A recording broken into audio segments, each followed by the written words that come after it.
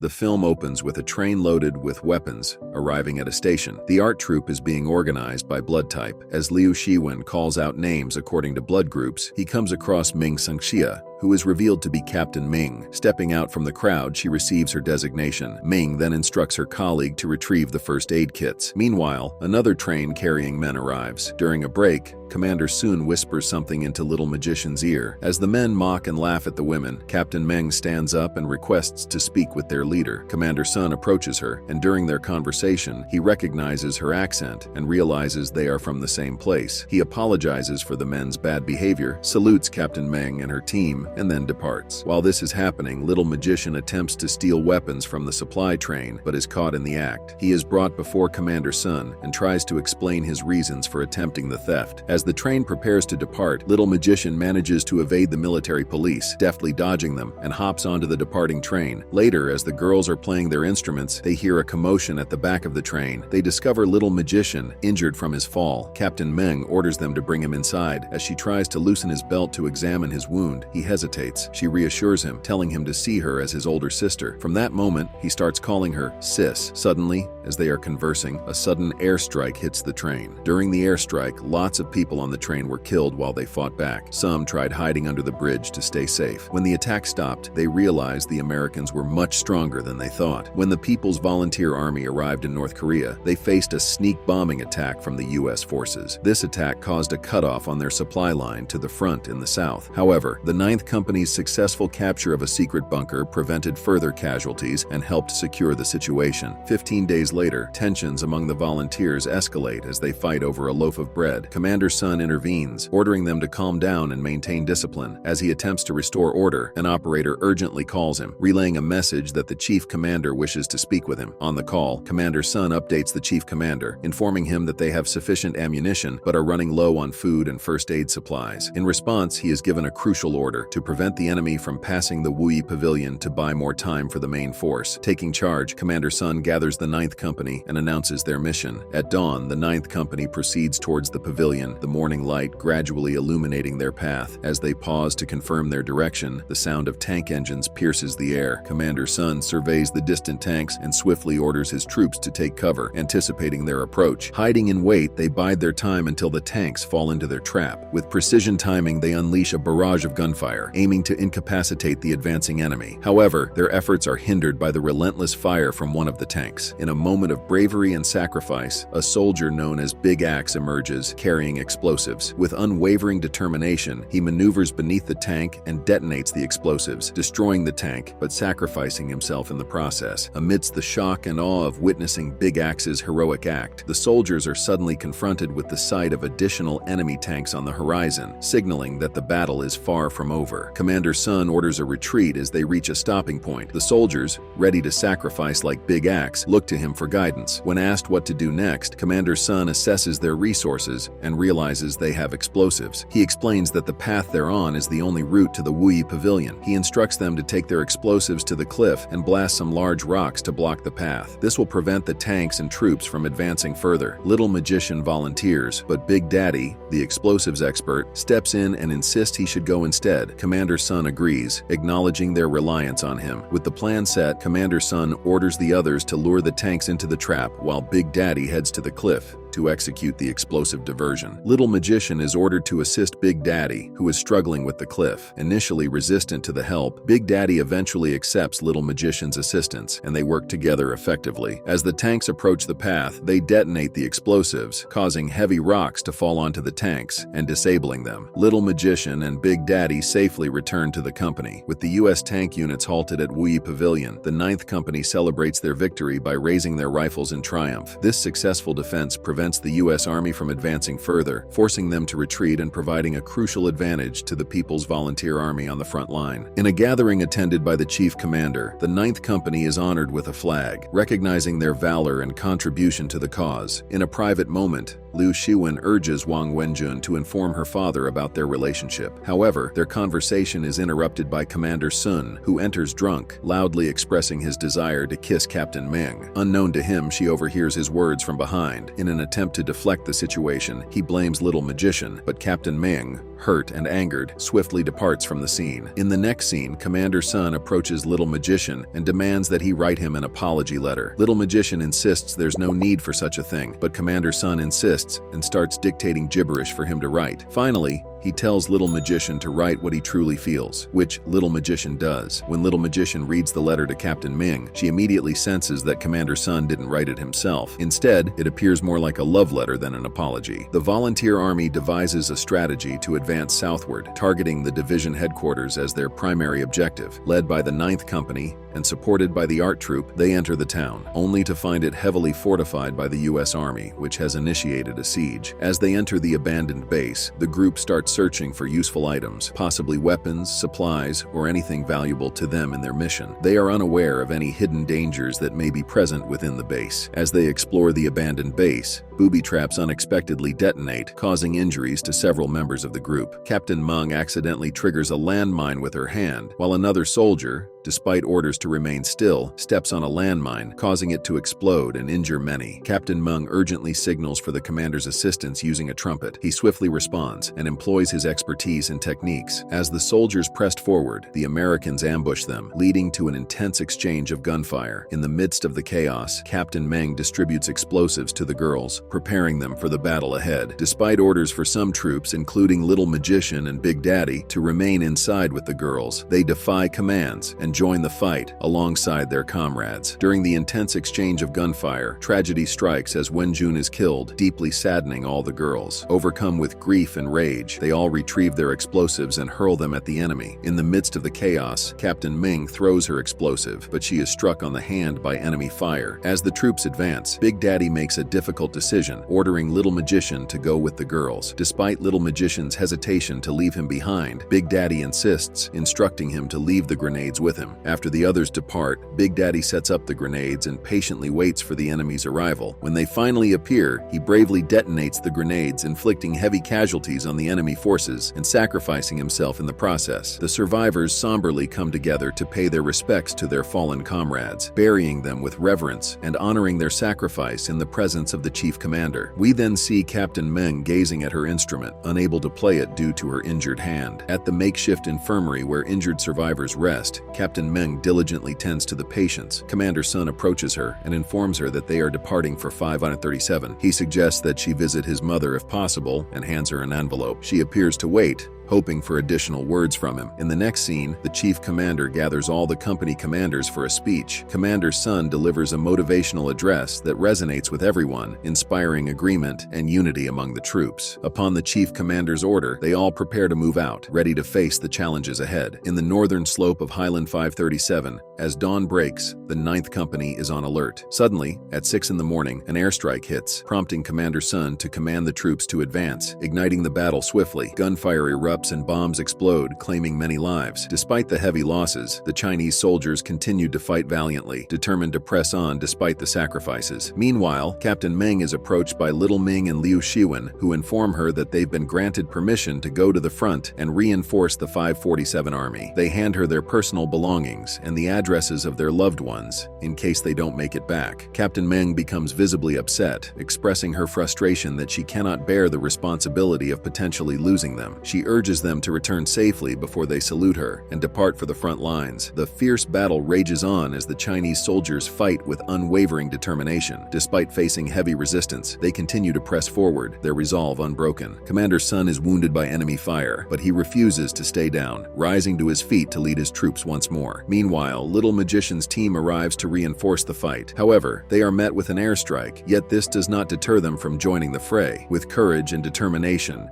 they stand alongside their comrades, ready to face whatever challenges come their way. Amidst the chaos of battle, Commander Sun takes a moment to ask Little Magician if he sent the letter to Captain Ming, to which Little Magician affirms that he did indeed send it. As Little Magician spots a tank approaching, he prepares to stop it using a grenade, inspired by Big Axe's bravery. However, before he can act, another soldier steps forward and takes on the task, demonstrating their courage and determination in the face of danger. As they find Commander Sun, Little Magician takes him onto his back, determined to fight alongside him. Together, they bravely engage the enemy, but both sustained injuries in the fierce battle. Despite the pain, they continue to fight side by side. During a brief respite, Commander Sun reports the successful capture of 537. In a reflective moment, he turns to Little Magician and asks if their actions will be remembered by people in the years to come. On their journey to rescue the injured, Captain Meng finally opens the envelope that Commander Sun had given her earlier. Inside, she finds a letter with his mother's address, along with a request for her to go alone if he doesn't make it, so he can feel like he's there in spirit. Upon arriving at 537, amidst the chaos of the battlefield, she discovers Little Magician alive. Her relief is short-lived, however, as she also finds Commander Sun nearby. Overwhelmed with grief, she realizes he has passed away. Tearfully, she apologizes to him, fulfilling his final request by kissing him goodbye. As the movie concludes, the soldiers return home on a train, greeted warmly by the people. Despite her grief over the loss of Commander Sun, Captain Meng welcomes Little Magician back with flowers, symbolizing their resilience and unity in the face of adversity. And with that, the movie ends. We hope you enjoyed our video. Watch the next recaps on the screen and don't forget to subscribe for more amazing recaps. See you in the next one.